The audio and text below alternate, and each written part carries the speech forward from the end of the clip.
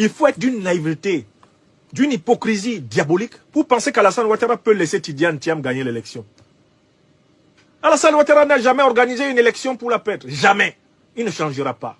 Sa manière inimitable de s'asseoir se voit dans son faciès asymétrique et sa démarche en point-virgule. Ouattara ne changera jamais. Il mourra mauvais. Car en réalité, son âme est obtuse. Alassane Ouattara est une âme déviante, perverse. C'est un amoureux du mal. Il jouit du malheur des Africains. Quand donc ce secrétaire exécutif du PDCI, se moquant de l'intelligence de notre peuple africain du PDCI-RDA, ose dire que Ouattara devrait prendre le RDR pour le mettre à la disposition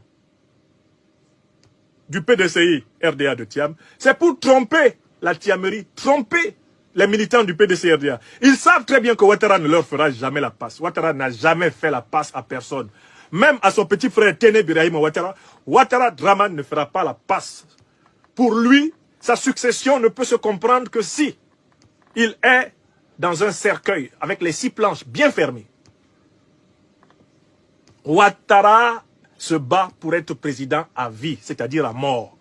Même son petit frère, la fiole, s'il ose envisager d'être président du vivant d'Alassane Ouattara, il rejoindra Ahmed Bakayoko là où Ouattara l'a envoyé. En enfer. Avant d'y arriver lui-même. Car de toutes les façons, Alassane Draman Ouattara est un psychopompe, c'est-à-dire un serviteur des enfers. Il va les rejoindre pour ce que notre doyen Doumbi Fakoli du Mali a appelé la destruction éternelle. Il est condamné à ne pas être réincarné. Il a fait tout le content de mal nécessaire pour descendre dans la matière inerte, infinitésimale et néantisée. Ouattara Draman, trop méchant. J'ai entendu Satan en personne se plaindre de lui, en disant « Je ne sers plus à rien ». Parce que dans tous les récits théologiques, il arrive à Satan de recevoir des missions du Tout-Puissant. Car Satan est le tentateur, chargé d'éprouver les créatures pour qu'elles choisissent entre la destruction éternelle et la vie éternelle. C'est pour ça que Dieu n'a pas tué Satan. Satan joue un rôle dans la purification et le tri de la création. Tu choisis le veau d'or, Dieu t'envoie chez Satan et Satan s'occupe de toi en enfer. Tu choisis l'adoration du Très-Haut, alors tu vas connaître la vie éternelle et infinie dans la bénédiction paradisiaque de ton Créateur, de notre Créateur. Satan n'est pas là par hasard. Dieu permet qu'il soit là, sinon il ne serait pas là. Le mal est une épreuve purificatrice de l'âme. Dieu nous donne le libre arbitre pour choisir entre le bien et le mal.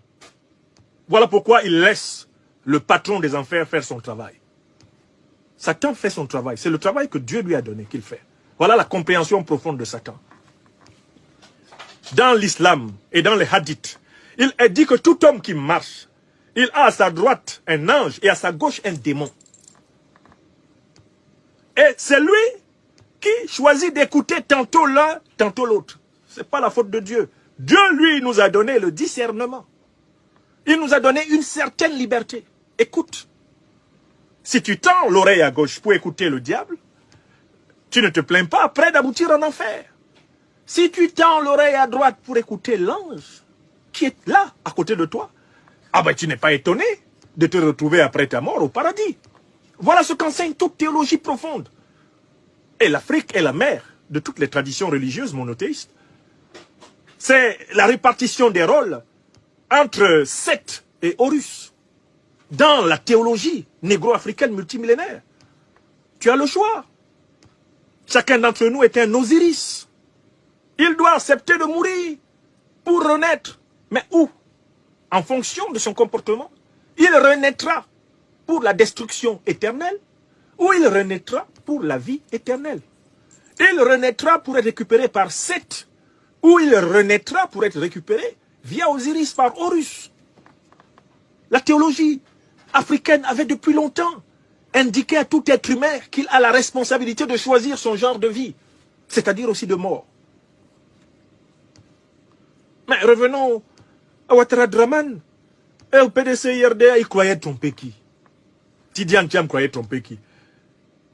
Voilà quelqu'un qui avait complètement disparu de la politique ivoirienne, qui s'occupait de remplir ses comptes bancaires avec les primes de la spéculation financière en Occident, et qui réapparaît et dit oh, « je suis un technicien, je suis ceci ». Le président Gbagbo l'a dit d'une manière très claire, la Côte d'Ivoire n'a pas besoin d'un banquier. Elle a besoin d'un président. C'est-à-dire quelqu'un qui sert la souveraineté du peuple ivoirien. La question centrale de la politique ivoirienne est celle de la souveraineté. Et ce n'est pas la Tiamerie qui peut résoudre ce problème. Car la Tiamerie, comme la Ouattari, sont des écuries de la France-Afrique. Une deuxième et dernière fois. La Tiamerie, comme la Ouattari, sont des écuries de la France-Afrique. La Tiamerie, comme la Ouattari, sont des écuries de la France-Afrique.